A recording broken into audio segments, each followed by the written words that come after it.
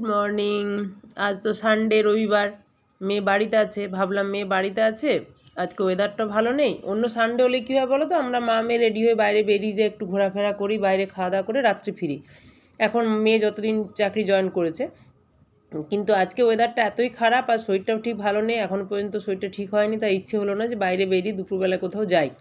তাই ভাবলাম হাতের কাছে বাড়িতে যা আছে তাই দিয়ে টুকটাক একটু কিছু বানিয়ে দুপুরবেলা খেয়ে নিই, তারপর যদি শরীর ভালো লাগে তখন বিকেল দিকে ভাবা যাবে কোথাও যাবো কি যাবো না। যাই হোক, করতে করতে একটু চিকেন ছিল, চিকেনটাকে যেটুকু হাতের কাছে ছিল সেই দিয়ে আদা রসুন পেস্ট মাখালাম। তার আগে তোমার লেবুর রস দিয়ে ভিজিয়ে রেখেছিলাম, এবারে তোমার একটু কর্নফ্লাওয়ার মাখিয়ে দিলাম, একটু চিলি চিকেনের মতো বানাবো বলে ঠিক করলাম। আর তোমার কিছু ক্যাপসিকাম পেঁয়াজ ডুমো ডুমো করে কেটে রাখলাম। আর চিলি চিকেন যখন বানালাম ভাবলাম একটু দেরাদুন রাইসও বাড়িতে আছে, তাহলে একটু বানিয়ে দিই, ফ্রাইড রাইস বানিয়ে দিই, এই করে ওই প্ল্যান করে এটাই বানাচ্ছিলাম।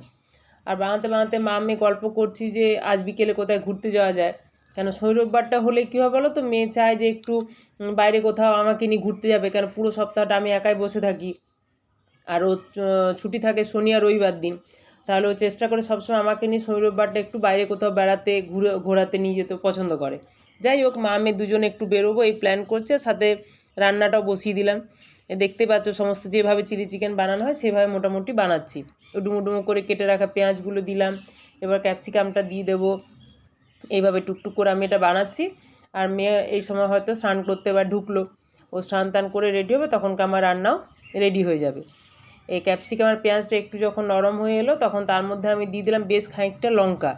আর কী বলতো, লঙ্কাটা কেন একটু বেশি দিলাম, বুঝতে পারছি এখন ওয়েদারটা সব জায়গাতেই একরকমই আছে, মেঘলা মেঘলা ওয়েদার, কোন কোন সময় একটু একটু বৃষ্টি হচ্ছে, আর একটা স্যাঁতস্যাঁতে ঠান্ডা, তার উপর একটা স্যাঁতস্যাঁতে ওয়েদার, বাজে এই ওয়েদারটা একদম ভালো লাগে না। এই ওয়েদারের মধ্যে একটু বেশ ঝাল কটকটে রান্না খেতে খুব ইচ্ছে করছিল, তার জন্য বেশ করে লঙ্কা দিয়ে এই চিকেনটা বানালাম। এই যে কর্নফ্লাওয়ার গুলো একটু এর মধ্যে দিয়ে দিলাম, দিয়ে ভালো করে এটাকে যখন ফুটে উঠবে তখন চিকেনের পিসগুলো এখানে আমি দিয়ে দেবো। আর যখন আমি রান্নাটা করছি দেখে বুঝতে পারছো এর মধ্যে কিন্তু সমস্ত সসগুলো কিন্তু আমি পাইনি দিতে, কারণ আমার হাতের কাছে সয়া সস বা চিলি সস কোনোটাই ছিল না, শুধু চিলি টমেটো সস যেটা ওটাই ছিল, ওটা দিয়ে বানিয়েছিলাম। কিন্তু খেতে খারাপ হয়নি, দেখতে একটু হয়তো কালারটা একটু 19-20 হয়েছিল, কিন্তু খেতে ভালোই লেগেছিলো। এইভাবে এটাকে আমি বানিয়ে নিলাম, ওপর থেকে ধনেপাতা বেশ ছড়িয়ে দিলাম, দিয়ে নেড়েচেড়ে এটাকে আমি নামিয়ে দিয়েছি। এবার অন্য একটা দিকে এবার ফ্রাইড রাইসটা আমি বসিয়ে দিলাম, কেন কি এটা তৈরি হয়ে গেছে, মেয়েও স্নান করতে গেছে, এখনই বেরিয়ে যাবে, ও বেরোলে ওকে আমি খাবারটা দিয়ে দেবো, দিয়ে মা আমি দুজনে আমরা বসে পড়বো।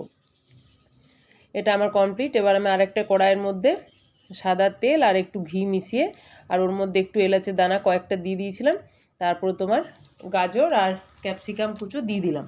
আর ভাতটাও দেখো হয়ে গেছে, জল ঝরিয়ে নিয়েছি। এবার এর মধ্যে দিয়ে নুন মিষ্টি একটু গোলমরিচ দিয়ে ভালো করে নেড়েচেড়ে আর গরম মশলা গুঁড়ো দিয়ে নেড়েচেড়ে আমি ফ্রাইড রাইসটা তৈরি করে নিয়েছিলাম। আর একটু ধনেপাতাও ছিল, ধনেপাতাও দিয়ে দিয়েছিলাম। এখন কি বলতো, এখানে তো আমার ফ্রিজ নেই, তা কোনো জিনিস রাখতে পারি না, সব বাইরে রাখতে হয়, যেটাই কিনে আনবে সেদিনে তোমাকে সেটা শেষ করতে হবে, এমন প্রবলেম হয়েছে। তাও শীতকাল বলে একটু মোটামুটি ঠিক আছে, কিছুক্ষণ রাখা যায়। এবার আমি মেয়েকে স্নান করে চলে এসেছি, ওকে খেতে দিয়ে দিলাম, ও খেয়ে এবার আমাকে রিপোর্টটা দিক যে কেমন হয়েছে। এই যে মেয়ে আমার খেতে বসেছে, আর পজিশনটা এত সুন্দর, এই হালকা মেঘ রোদ্দুর মানে ঠান্ডা ওয়েদারে জানালা দিয়ে এত সুন্দর রোদ ওঠে, ঢুকে ঘরের মধ্যে বেশ ওখানে খেতে বসে বেশ আরাম লাগে। ওই যে মেয়ে বসেছে স্নান করেছে খেতে। কেমন হয়েছে রে? মেয়ে বলছে ভালোই হয়েছে। কেন কি তোমার রান্নাটা বললাম দেখতে হয়তো একটু লাগতে পারে, যেহেতু সমস্ত সসগুলো ছিল না, কিন্তু খেতে ভালোই হয়েছিল।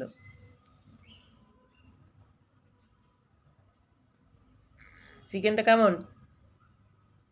চিকেনটাও মেয়ে আমার বলেছে খুব ভালো হয়েছে, খুব জুসি হয়েছে।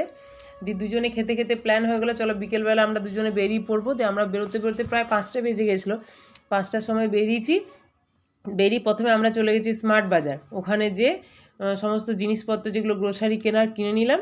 দিয়ে কেনার পরে আমরা দূর থেকে দেখতে পেলাম যে পাশে একটা অ্যাকোরিয়াম আছে। অ্যাকোরিয়ামটা দেখে আমি ভাবলাম ঘর সাজানোর যে অ্যাকোরিয়াম আমাদের বাড়িতেও ছিল সেই অ্যাকোরিয়াম ভাবলাম, কিন্তু সামনে যেয়ে দেখলাম ওই অ্যাকোরিয়াম নয়, এটা হচ্ছে রুই কাতলা ট্যাংরা মাছ পাবদা মাছ সমস্ত কিছু বড় বড় অ্যাকোরিয়ামের মধ্যে রাখা আছে। তুমি যে মাছটা চাইবে ওটা ধরে তখনই কেটে ওখানে ফ্রেশ তোমাকে দেবে। আমি এটা আগে কোনোদিন সত্যি দেখিনি, আমি জানতাম যে এমনি অ্যাকোরিয়ামে হয়, এটা যে এইরকম মাছেরও অ্যাকোরিয়াম করে রাখে ওরা আমার জানা ছিল না। তোমরা হয়তো জানতে পারো অনেকে, কিন্তু আমি জানতাম না। দিয়ে ওখান থেকে মা মেয়ে আমরা গল্প করতে করতে চলে এলাম দেখে অ্যাক্সিস মলে। এখানে এসে বেশ খানিকক্ষণ দুজনে ঘুরলাম। আর মেয়েকে আমি ক্যামেরার দায়িত্ব দিয়েছি, বলি সবসময় আমি ক্যামেরা নিয়ে ঘুরে বেড়াই, এবার তুই একটু ক্যামেরাটা করে দে আজকে যখন ফ্রি আছিস। তার জন্য ওকে তোমরা মাঝে মধ্যে ক্যামেরা দেখতে পাবে, কিন্তু উনি কথা বলবেন না, উনি চুপচাপ ক্যামেরা নিয়ে এদিক ওদিক ঘুরে বেরিয়েছে। যে আমরা দুজনে মা মেয়ে সন্ধ্যেটা বেশ ভালো এনজয় করলাম। প্রত্যেক রবিবারটাই বেশ ভালোভাবে কাটাই দুজনে, এদিক ওদিক অনেক ঘোরা হয়। একটা জায়গার উদ্দেশ্যে বেরোই, কিন্তু কত জায়গা যে ঘুরে নিই ওই 2-3 ঘন্টার মধ্যে, বেশ ভালো লাগে। দিয়ে এখানে এসে আমি একটা জায়গায় বসে পড়লাম, দিয়ে ওখান থেকে মেয়েকে পাঠালাম আইসক্রিম আনতে। আমি তো অন্য আইসক্রিম খুব একটা পছন্দ হয় না, আমার ওই রাজভোগ আইসক্রিমটি খুব ভালো লাগে, ওইটি মেয়ে আমাকে এনে দেয় প্রত্যেকবার, আর নিজে ওর পছন্দ মতো যেটা হয় সেটা খায়। এখানে একটা কথা বলে, আমরা যে ওভারব্রিজের নিচে বসে আছি এটা হচ্ছে নিউ টাউনে। এই ওভারব্রিজটা কিছুদিন আগে আমি আমার বন্ধুর সাথে এসেছিলাম না, তোমরা সবাই দেখলে পুরো জায়গাটাকে সুন্দর করে সাজানো ছিল ওই ব্রিজের নিচটা। তখন তো বুঝতে পারিনি যে এত সুন্দর জায়গাটা সাজানো কেন, যে সাজানো অথচ ফাঁকা, বুঝতে পারিনি। আজকে তখন দেখে বুঝতে পারলাম ব্যাপারটা কি। আমরা যখন মা মেয়ে ওখানে পৌঁছেছি তখন দিয়ে দেখছি ওখানে সোনাঝুরি হাট বসেছে। ওটা নাকি প্রত্যেক শুক্র শনি রবিবার বসে, যেটা আমি এতদিন আজকে আছি এখানে 1-1.5 মাস হয়ে গেল, কিন্তু আমিও জানতাম না। অনেকবার এখানে এসেছি, বন্ধুর সাথেও এসেছি গেছি, কিন্তু ওই জায়গাটা হয়তো আমরা ওই দিনটাতে যাইনি, ওই জন্য বুঝতে পারিনি।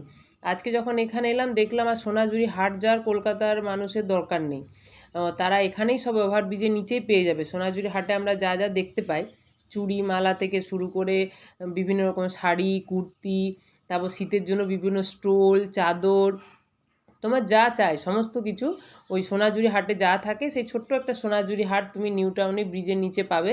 শুক্র শনি রবি 3 দিন এটা বসে, আমি জেনে এলাম, বা ওখানে সাইনবোর্ড দেওয়াও ছিল। দিয়ে দেখে ওখানে বেশ খানিকক্ষণ ঘুরলাম। তা কিছু কেনাকাটা করিনি, কেন প্রত্যেকটা জিনিসই প্রায় বাড়িতে সবেই আছে। আর দুর্গাপুর থেকে এতবার আমরা সোনাঝুরি হাটে গেছি, কেনাকাটা করেছি, আর খুব একটা ইন্টারেস্ট লাগলো না, শুধু দেখে চলে এলাম। তারপরে দেখলাম পাশে ইন্টারন্যাশনাল মেলা হচ্ছে, ইন্টারন্যাশনাল ট্রেড ফেয়ার, যেটা আমাদের দুর্গাপুরেও হয়, আমরা প্রত্যেকবারই যাই। কিন্তু এখানে সামনের থেকে দেখে ওই একটু দাঁড়িয়ে থেকে ঘুরে চলে এলাম, ভেতর আমরা ঢুকিনি, কেন অনেকবার গেছি আর ইচ্ছে হলো না যেতে। যদিও এটা দুর্গাপুরে যে লেভেল হয় তার থেকে অনেক অনেক বড়। আমি দেখে এলাম জায়গাটা খুবই সুন্দর, কিন্তু আমরা আর মা মেয়ে যাইনি, বা চলে এলাম বাইরে।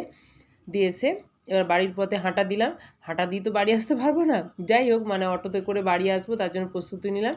এসে দেখলাম ওখানে গরম গরম বেশ ভুট্টা হচ্ছে, সে দু মা মেয়ে ভুট্টা খেলাম। তারপরে একটা অটো করে বাড়ির উদ্দেশ্যে চলে এলাম। আর তোমরা যারা আমার চ্যানেলটিকে এখনও পর্যন্ত ফলো করনি বা সাবস্ক্রাইব করনি, প্লিজ করে দিও, এটা একটা নতুন চ্যানেল, ওই জন্য বলছি। আগের চ্যানেলটা তো আমি বন্ধ করে দিয়েছি, এই চ্যানেলটা নতুন, যারা যারা সাবস্ক্রাইব করনি প্লিজ সাবস্ক্রাইব করে দিও, আমার পাশে থেকো। এই তোমাদের সাথে কথা বলতে বলতে দেখো ক্যাম্পাসের ভিতরে ঢুকে গেছি, এখানেও বেশ ছোট্ট ছোট্ট কতগুলো কুকুর আছে, তাদেরকে আমার এত ভালো লাগে না। সবাই ভালো থেকো, আর সবাই শীতটাকে খুব এনজয় করো।